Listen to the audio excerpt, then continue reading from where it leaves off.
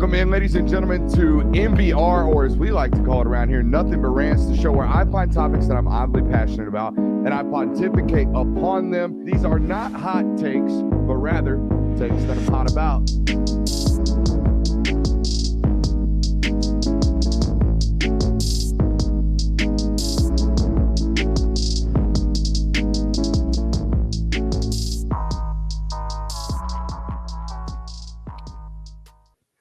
What is up, ladies and gentlemen? Welcome in on a Tuesday evening, and I've got to tell you, it might sound like a little bit of a hot take.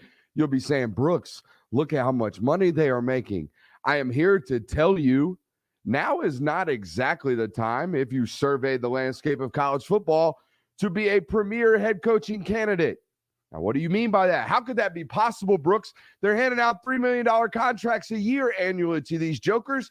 Who wouldn't want to sign up for one of these jobs? Well, for the first time in a long time, when I survey the landscape of college football, there's really only arguably one college football program that's perennially in that top 10, top 12, top 15 range that's even got a head coach right now that's somewhat on the hot seat, and that's Texas A&M. Think about it. Survey the landscape of college football right now. We're going to run through them here in a little bit. But Texas A&M, with a $77 million buyout with Jimbo Fisher, is going to seriously have to consider whether or not they want to fire him and buy out the remainder of that 10-year contract that they gave him a couple of years ago, if it turns into another similar circus to a year ago, okay? Outside of that, there aren't that many great jobs in college football where the head coach might be on the hot seat or might be on the way out come 2024's season when they're ready to hire new coaches. Think about it. Michigan's super happy right now with Jim Harbaugh and what he's done over the last 2 years with college football playoff appearances and getting over the Ohio State hump. Ohio State can sit here and act like there's pressure on Ryan Day, and national media members can act like there's pressure on Ryan Day and all that good stuff. But let's be honest, Ohio State has not fired a head football coach for anything other than recruiting scandals and violations since the 50s. There's like 4 head coaches in that entire program's history in modern college football. They're not a program to be siphoning through head football coaches. If you win 11 games at Ohio State and you get them into the discussion of college football playoff annually and you have fun offenses, you are not going to be fired.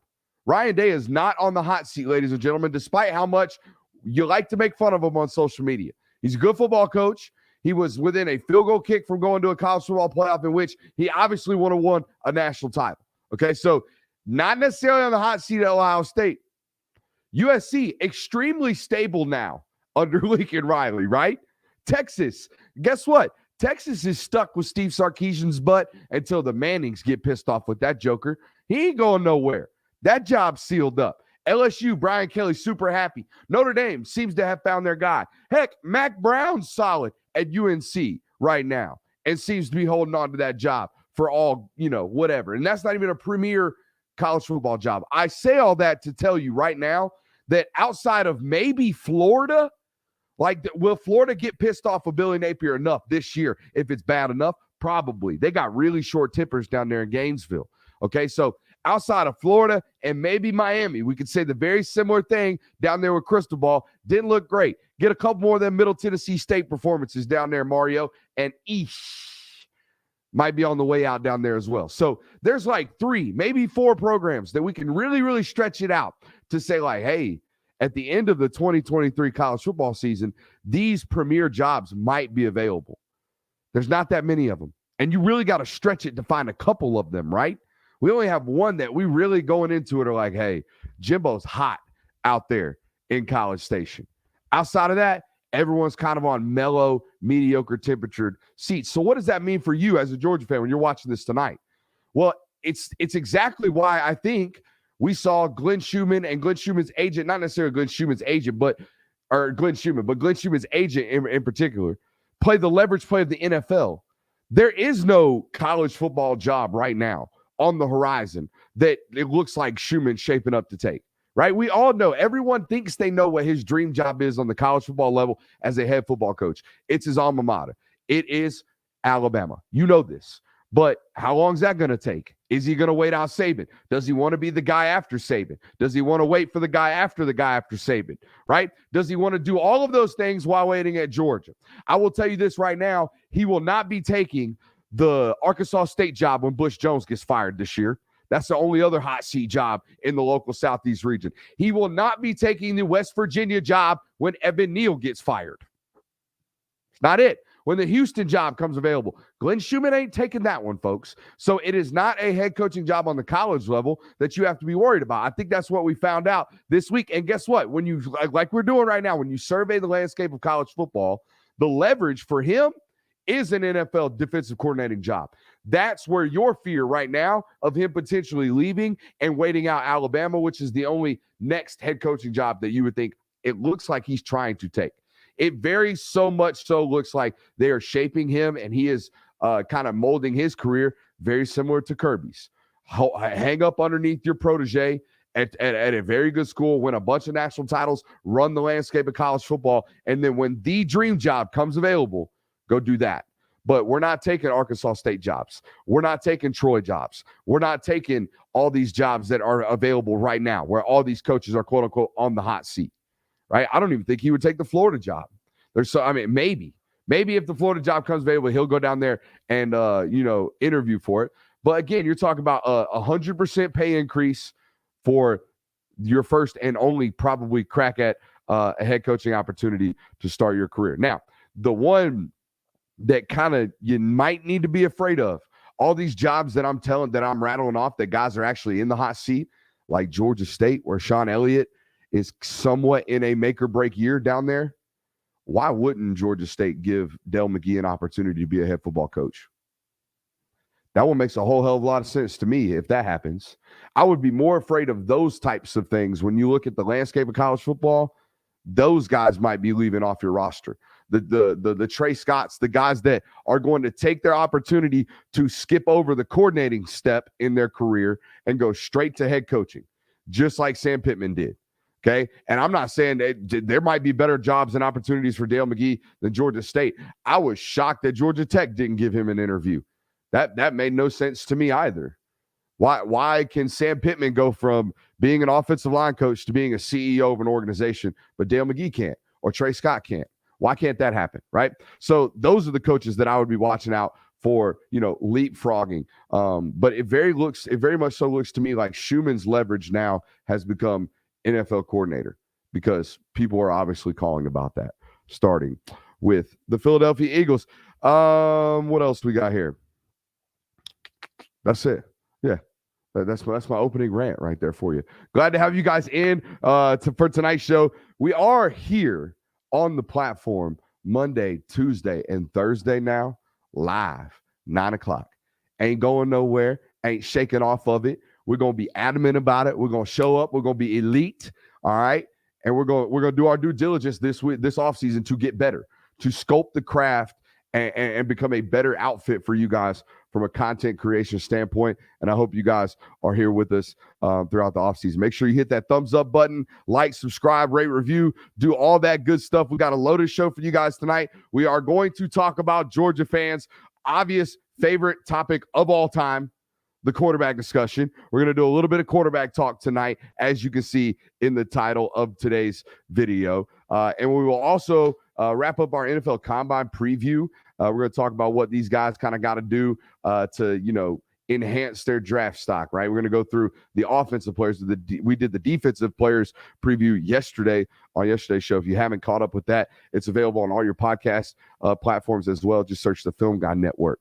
What else we got? We are going to talk about how, believe it or not, there is room for improvement after 2 national titles, consecutive national titles. There is still an ability for you to improve as a football program. So we're going to give that to you tonight as well. Glad you guys are here tonight. If you enjoy any portion of tonight's show, join us on Patreon, patreon.com/Brooks Austin. We do a lot of great stuff over there. There's a lot of inside intel. It is camp circuit season. It is Elite 11 season. It is 7-on-7 season. It is information acclimation season. Your boy is accumulating all kinds of information and nugs, and we are rattling them off over on patreon.com/Brooks Brooks Austin. So if you're into VIP information about your Georgia Bulldogs, come holler at your boy. I've been acting like I'm going to take a swig of this water for about 5 minutes now, so I'm going to take a lick.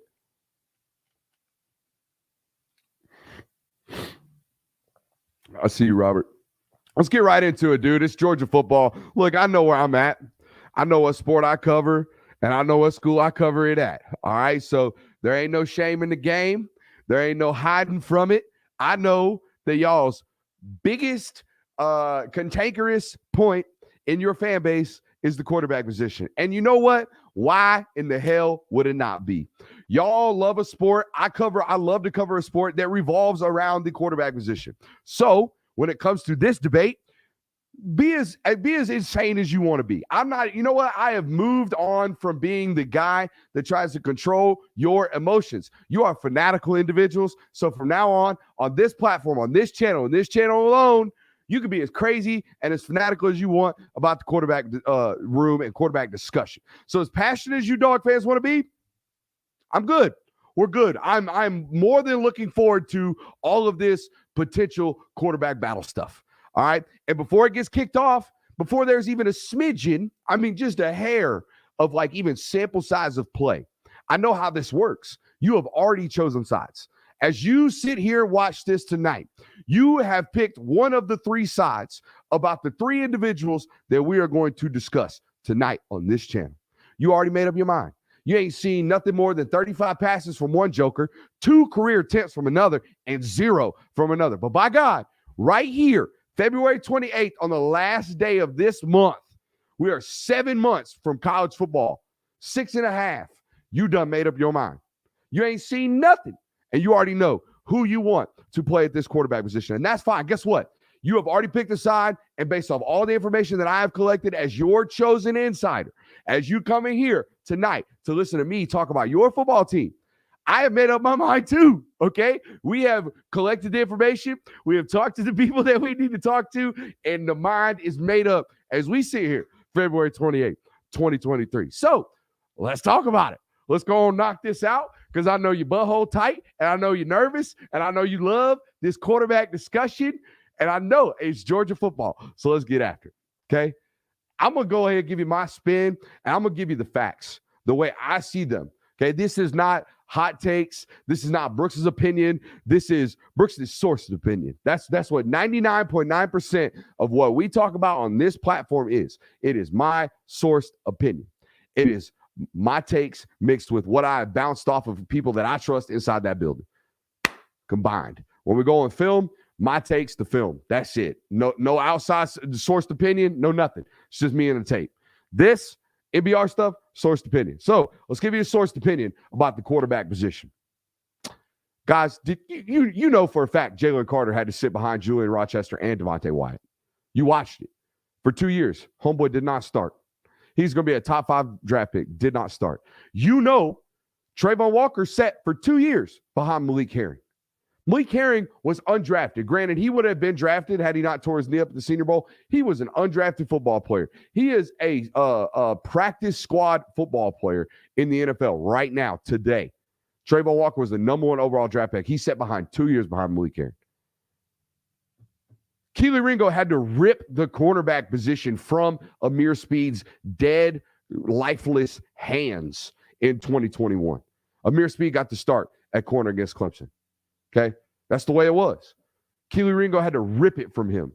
All right, so I tell you all that to tell you that there is a history at the University of Georgia that if you wait around for your opportunity, if you are next in line, if you wait it out, if you are if you have the seniority, you will be given every opportunity to have your job ripped from your hands. All right? Do you remember? I mean, Carson Beck's already been, and I tell you that Carson Beck has waited his turn. It is his turn now to have the job ripped from his hands. And he has already been a byproduct of this kind of culture, methodology, starting systems, whatever you want to call it at the University of Georgia. Carson Beck has already been, if you want to call him a victim of this, he has already been one, right? Do you remember who the backup was in 2021 to JT Daniels entering the Clemson matchup? It was number 15, Carson Beck. Todd Monken, in his last interview exiting camp, said, my number 2 quarterback is Carson. He's earned that right. Since I have been here in the spring of 2020, Carson Beck has earned the right to enter this season as the backup. Stetson Bennett, remember, it was the whole storyline of 2021 on their way to the national title, how he was told, you're the third stringer exiting camp. You all remember this. And then as soon as JT Daniels ruled himself out for UAB, what happened? Within 2 or 3 days of the practice week, Kirby Smart immediately, and his decision makers, offensive coordinator Tom Monken included, decided that they were going to roll with the experience. Despite the fact that, realistically, Carson Beck had probably just as many collegiate SEC attempts and at Georgia attempts at that point in his career as Stetson Bennett had at that point in his career. Just like now, there is relatively similar attempts, a little bit more in Carson's favor than anybody else on the roster. Carson's just been there longer. Stetson had just been there longer. So they rolled with the old guy. 32 career starts later, 32 consecutive starts later, here we are. Stetson Bennett is your all-time career or single-season passing leader, and he has started for the last 2 years. Carson Beck has continued to wait his turn. He did not hit the portal. He did not do none of that. He stuck around, waited his turn. It's his turn. He's going to play. I will tell you in a little bit, I think he has a substantial lead over these other two guys. I will tell you in a little bit why it is that I am a Beck believer, is what we would call this. Okay, and we can start a little fan club. You guys can hop on the train, or you can ride the wave against me. You can fade Brooks. But I'm telling you, from what I've seen, from what I've evaluated, from the people that I've talked to that I trust, dude's got the goods, bro. Put it on the stamped approval. Dude's got the goods, bro. So, other people will bring up coordinator changes. I'm going to tell you right now, I don't think it means a hill of beans. We've told you, we've reported it multiple times on patreon.com/Brooks Austin. We've told you here on this channel multiple times, there will be no schematical changes. There will be no terminology changes. All that changed on the menu was a different chef in the kitchen, and he is to maintain the ingredients list. All right, he might be able to tweak it a little bit, but there is no mass overhaul here. There's no change in terminology. Like I said, that's the main thing that would kind of mess up a quarterback battle or schematic change, right? They're not suddenly going to become some type of, pace and space offense, or some type of pick and stick offense. They're not suddenly going to become Ohio State. They're not suddenly going to become 2021 Auburn, where, Mike Bobo's last time calling offensive plays. No, it's going to be a very, very similar package and just altered a little bit. In fact, I think they watch a ton of 2020 UGA tape. We'll talk a little bit about that here in a little bit. But from a coordinator change perspective, with regards to the quarterback room, it's ancillary to the discussion. I do not think it matters a hill of beans. It doesn't change anything with regards to this quote-unquote competition. So is there a competition in Athens? I think Georgia football staffers are hoping so. I think they hope that one of the next two guys that we're going to talk about makes this thing interesting and makes that, pucker up just a little bit on 15 and make them compete and make them push and make them get better every day. I hope that is the case, and I think they're hoping that is the case out of these next two guys. So let's talk about them, Vandergriff and Stockton. And I promise you right now, ladies and gentlemen, if I put a poll out right now on YouTube somehow, some way, I think they have the opportunity to do that nowadays. But if I polled you right now and said, hey, which of these three guys would you want to start for the University of Georgia tomorrow? I guarantee you Carson Beck is not the crowd favorite. I don't know what it is about him. I don't know what it is about the other two guys. Maybe it's for the fact that he's from Jacksonville. Maybe it's the fact that Carson Beck threw a handful of interceptions to start the season, his senior year. Maybe it's because RG3 called him out for not running somebody down at UAB. I don't know what it is, but there is something about Brock Vandergriff and Gunnar Stockton, these next two guys that we're going to talk about, that you've already made up your mind that you are looking forward to those guys and looking past the dude that's waited around for his turn at the University of Georgia. So whatever it is about that thought process, I'm not telling you to change it. I'm not telling you anything. I'm just saying I've noticed it. There is something going on in your methodology that you are just looking right past the dude that's waited it out and loved Georgia enough to develop without leaving, and you're just looking towards the next one. So check yourself on that one before you cast any judgment on this impending quarterback decision that I've already told you Carson Beck has a pretty nice lead on. All right, so let's talk about Vandergriff first. I think more than anybody on your roster over the last 20 years, this is the definition of a running quarterback. This dude needs to run the football. He needs an offense that is developed around his legs. He needs 10 to maybe 12 design runs every single game. Go back and watch him in high school. That dude, even when he was hurt, was getting goal line touches. It's part of his DNA. It's part of his competitiveness. It's part of his skill set. It's part of his traits that make him who he is. So you have to design and develop an offense to get him to run the football. Not only do you have to design an offense for that, guess what?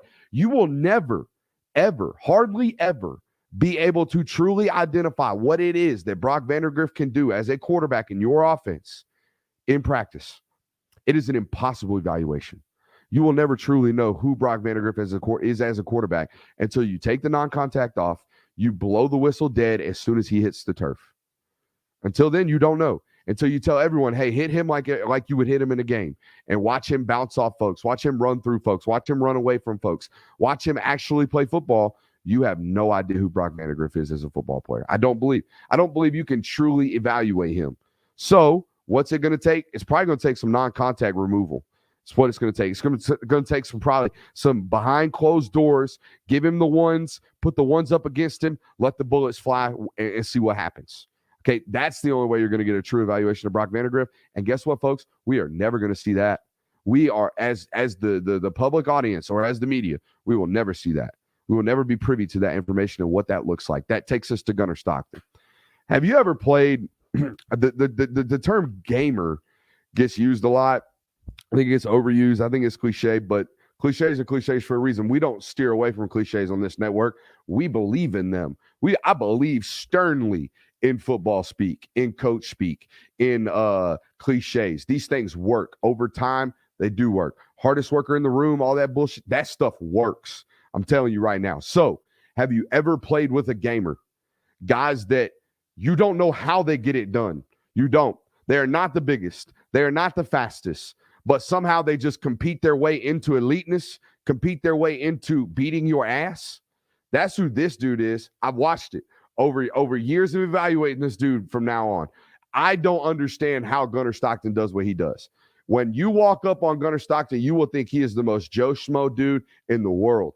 He is 6 foot, maybe 200, maybe 20 pounds. There is nothing flashy about his game. There is nothing flashy about him as an individual. But when he puts that helmet on, there's not only a gamer-ness about him, but there's a you about him. There's an FU about his football game. There is an attitude, a competitiveness, a spark about his football game and the way he plays it. He does not play the game like a quarterback. He plays it like a football player. Okay, so he very much so, like Vandergriff, is a coach, take the jersey off me and let me play, and you can see what happens. And guess what? He did that, and he had the opportunity to do that this lead up to the national title game. I'm sure you've heard Kirby Smart talk about it. I don't believe Vandergriff had the opportunity because he's the third stringer. Probably some health concerns right there, trying to make sure your depth is remained on a title pursuit. But when it comes to the true freshman, the guy that just enrolled, yeah, let him take the non-contact off and compete. But what that also says, it confirms that FU-ness, right? It confirms that attitude that this dude plays the sport with. And that I don't give a damn, that I don't care about not only me, but anything. I do not care. There is no consequences to my game. I play this free, and I play this because I love it. That attitude, bro, that's really, really dangerous in a quarterback competition. Someone who doesn't give a shit, someone who does not care if they make mistakes, someone who's just standing on the mound throwing fucking buzz for 9 innings and just coming at you for 9 innings to continue a baseball methodology, that type of stuff. Like, man, that's different. That's a different mentality into a quarterback, competition that might make things a little more feisty, right? I do think if there is someone that's going to be like, hey, bro, hey, Beck, you better show up today at practice because 14's out here playing like it's a video game every day, fam. He don't give a shit. He's throwing everything. That dude threw 4 picks yesterday, but he might throw 7 balls today that make his ass look like a first-round fucking football player. Like that's who this dude is, and that's who it has been inserted into a quarterback competition that might actually be one. All right, it might actually be one, but I don't think it is. All right, I think the history of the University of Georgia and the history of Kirby Smart tells me that the old guy gets the run.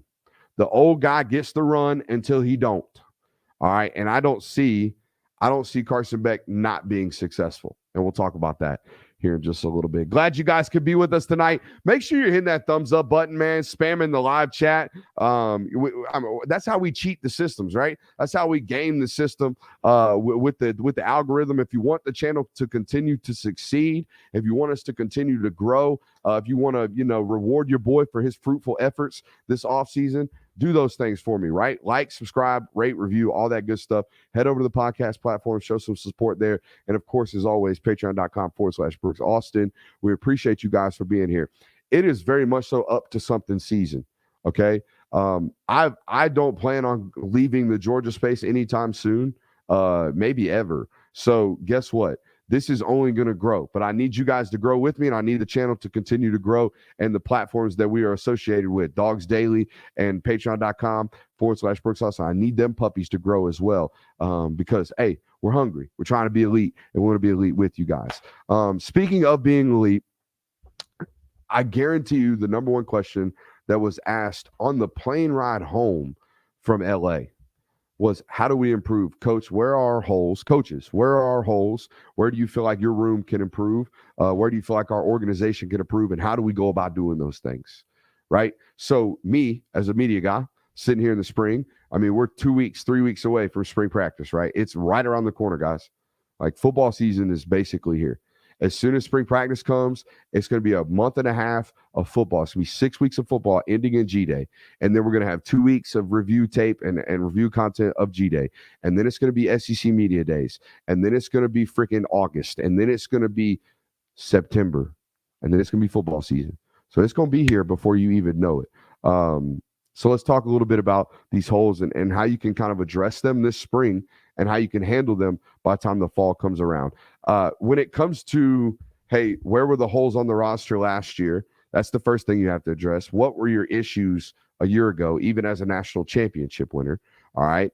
And where are your new holes? Where are your new questions left by the vacancies of guys leaving for the NFL draft, right? I think there's 14 guys at the NFL Combine this week, with Warren, a bunch of other guys included that maybe didn't get quite invites that are seniors. Don't know why I was thinking Warren Erickson there. He's coming back.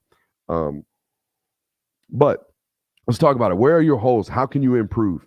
Yes, believe it or not, as a two-time defending national title winner, there are ways to improve. Let's start with the holes from last year's roster. I keep saying this, I'm not breaking any news. I'm not the first person to tell you that you don't have an X receiver. You didn't have an X receiver last year on your roster when A.D. Mitchell was out. A.D. Mitchell is now gone, and there's a big question as to who is going to play X receiver. And I'm telling you right now, Dominic Lovett is a Z receiver. He is a slot receiver. He is not a true X. And Ra Thomas, even before his incident, was not some plug and play guaranteed to walk in and be head and shoulders above the guys you have on the roster competing for the X position. So Ra Thomas, Marcus Rosemi-Jacksaint, Jackson Meeks. These are names, not Jackson. I'm thinking Dylan Bell, right? These are names that are going to be competing. Tyler,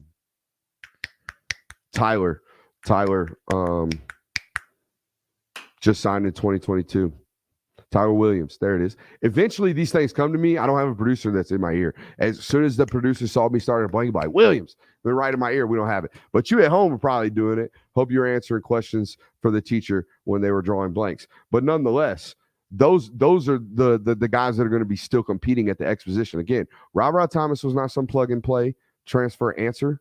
That's not what that was. That's a guy that last year in an air raid offense had 600 yards receiving, 700 yards receiving. This is not some like Jordan Addison addition that USC had a year ago. This isn't somebody that was on the Biletnikoff watch list. Okay, this is somebody that was coming to Georgia as a solid piece that was going to compete at the X position. Is still going to compete at the X position. But again, it's not some plug and play answer at a question that you already had on the roster for a couple of years now. Additionally, that wasn't your only hole from a year ago. Okay, you were not a perfect football team, despite the fact that you were perfect, 15-0. Okay, you didn't have an X receiver, and once Nolan Smith went down, you didn't have a sack artist.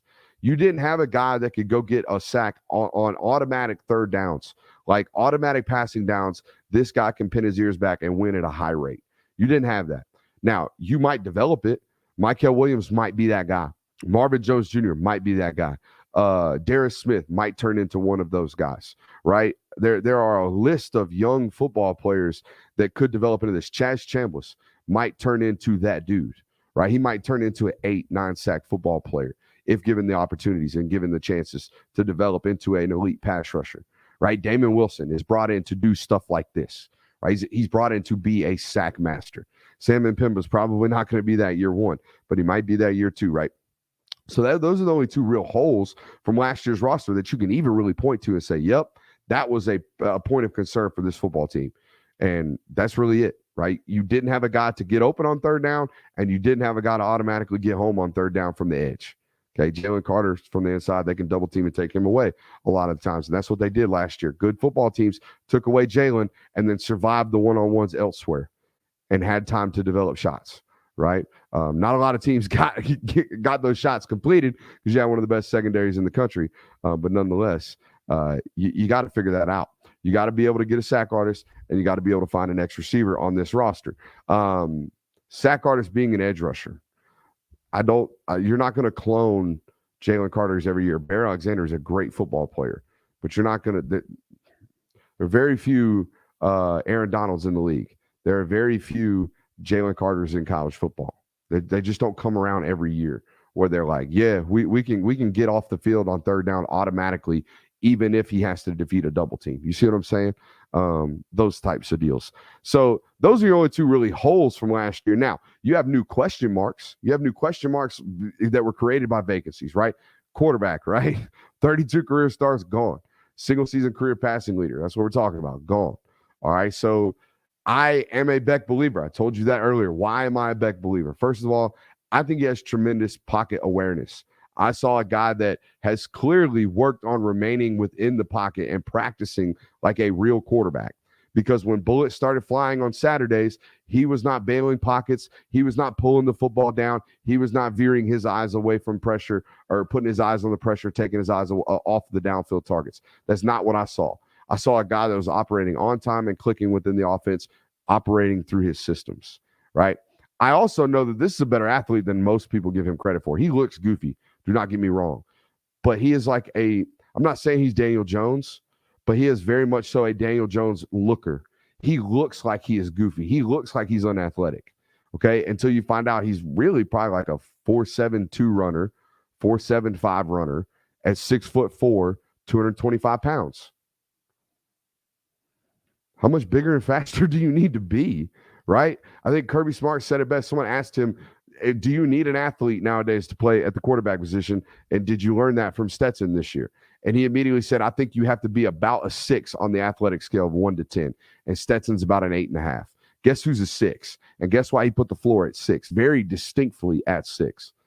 I think anybody in the world would describe Carson Beck as a 6 on the athletic scale. No more, no less. Right? He is a plus athlete, but he's not a plus athlete at the quarterback position. I'm a Beck believer. I think he's going to play on time. I think he's got a very special and elite arm. Okay? Very, very special and elite arm. You've got questions and holes at the defensive back position, right? Chris Smith and Keely Ringo off to the NFL. That obviously impacts you. And I would say a much more dramatic way from Chris Smith's perspective, and here's why. Keely's great. Keely's a good corner. He's a top 50 evaluation for me in the NFL draft. He's going to get paid. He's going to play for a long time at the corner position in the NFL. He's replaceable. He's very much so replaceable at Georgia. He may not be replaceable at Washington like he is at Georgia. He may not be replaceable at USC like he is at Georgia. But Georgia, I feel very confident in Fran Brown and the talent within that room alongside Kamari Lassiter that they will figure out an SEC high-quality starter on the flip end of number 3. They will be fine. All right. And it's not rocket science playing that position. It is rocket science what Chris Smith's done over the last 2.5 years at the safety position for Georgia. Okay. He did a lot of correcting. He did a lot of scheme implementation. He did a lot of leadership qualities in that back end that are irreplaceable. They're gone. They are not on the roster anymore at that position. We can talk about Dan Jackson. Guess what? Dan Jackson's probably not going to be a full participant this spring. So that means David Daniel Sisavon is going to be getting a ton of reps at safety, and Jonel Aguero is going to be getting a ton of reps at safety. Tyke Smith is going to be cross-training at safety. But that's the hole. That's the issue and a concern for a defense that is very much so safety-driven. Now, the bonus in that is you have the two best safety coaches in all of America on your coaching staff. So, to the victor be the spoils, if you will. Now, how about that tight end discussion? We've been talking about on this channel all offseason about tight end two. You got Brock Bowers coming back, best tight end in college football. Has a chance to go down as the greatest tight end in college football history with even just 3 seasons, I believe. I don't know what the career records are for tight ends, but he's got to be close. I mean, he's going to smash receiving records at Georgia from a receiving standpoint, I'm pretty sure. So he is obviously tight end 1 and was tight end 1 this year. Darnell, as we've told you on this channel, it's not like we're going to talk about here with Kenny, where you can replace his production through multiple people. There is nobody on your roster that even can try to replace what it is that Darnell did. Y'all's ability to run truck sweep at the rate you did was a lot to do with the fact that he could pin defensive ends by himself. Your high rate of running counter was in large part because of his ability to down block defensive ends by himself. All right, those types of things are not on your roster anymore. So are you still going to be a 12 personnel football team? I don't know. I think you're going to play a lot more 11 than you did last year because your roster construction says you should. You're better at receiver than you were last year. You're not as good at tight end. You're not as deep at tight end. So let's run more 11 and less 12, right? That's just common sense in football. You would have made that change no matter who your coordinator was. So what do your formations now look like when you're in 12? Well, they're a hell of a lot less bunched. Whole hell of a lot less bunched is what they will look like. You'll be a little bit more spread, as you should be. I am very confident in Oscar Delp's talents. I think he's been an elite football player. He's just very, very similar to Brock Bowers. They do similar stuff. They have similar skill sets. Darnell and Brock Bowers were like the Twins movie with Arnold Schwarzenegger and Danny DeVito. Okay, the two human beings could not be more diametrically opposed. The skill sets could not have been more diametrically opposed. And the offense that they ran could not have been more implemented and structured for that very fact. The fact that they had 2 tight ends that were uniquely great at what they did. Darnell, biggest, tallest, strongest blocking tight end and vertical threat, and oh my God, ball in his hands after the catch guy that you've seen in college football probably since Leonard Pope. And he's way better because they're using him in an actual modern tight end set. Okay. And then Bowers, who is the best H-back tight end we've ever seen. I think Pitts is classified as something totally different. So there you go. You're going to change and alter a little bit. The 12 personnel will look very much so different. We've talked about the OC change and beat that horse to death on this channel. If you want more OC content, hell, we've broke it down on patreon.com/Brooks Austin from looking at Bobo's on the Bobo all 22 stuff. We've broken it down on here on this channel. The day that he was hired, I think we gave you an hour and a half worth of content about how this is not that big of a deal, that there's not going to be that much of a change, and how I believe personally you traded 10% of your passing game for a 10% bonus in your rushing attack. That's all fine and dandy. In my opinion, you're going to be a good football team no matter what. So the OC change doesn't really bother me. The running back change, however, Kenny McIntosh being gone is a big deal. And it's not a big deal because you're not talented at the running back position. So Kendall Milton, Dejon Edwards, Branson Robinson, they all have my stamp of approval. We'll find out about Paul. We'll find out about Paul when he comes back fully from his knee injury. It was very, very fruitful and positive prior to his knee injury a year ago. You're extremely talented at the running back position. I am not denying that. But what I am telling you is that you don't have a Kenny McIntosh on your football team no more. You do not have, and you haven't had a guy like that since Todd Gurley. We've told you this story, or we've told you this statistic for multiple times now on this channel. Kenny McIntosh is the first and only player since Todd Gurley to have at least 500 yards passing or receiving and at least 500 yards rushing in a singular season. It's the only one, him and Todd. In the history of the program, Herschel didn't do that. It's Gurley and it's McIntosh. You don't have one of those. But can you put together like 800 yards receiving between Edwards, Robinson, and Milton? Maybe. Maybe you can do that. Can you obviously you can make up for the rushing yards on the ground. I don't think that's a concern. But you do have to make up Kenny McIntosh's production, and it is going to be hard. And you are going to have to find unique ways to do it. But like I just told you, there's no better coordinator in my mind that was available that can enhance your running game and enhance your quarter or running back play like Mike Bobo. That is, in my opinion, that is what he is known for as a coordinator. He is known for his pre-snap motions, and he is known for his run gap fits. That dude gets plus fronts more than any coordinator I've studied because he's great at pre-snap motion. He's great at film identification and finding holes in a defense. In other words, he's a really good coordinator. There you go. And it's been a really good show. We motored through 4 pages of notes. Hope you guys had a great time here with us tonight. We will be back again Thursday on the network with a little bit of half NBR, half Q&A. So feel free to join us over there Thursday night. Don't know what the schedule is for the boys over on Baxter Street, but we'll be back at 9 o'clock here Thursday. Be sure to hit that thumbs up button on your way out. I appreciate you, man. Patreon.com/Brooks Austin for all the good stuff. I love you. We'll see you later. Time to take my fat butt to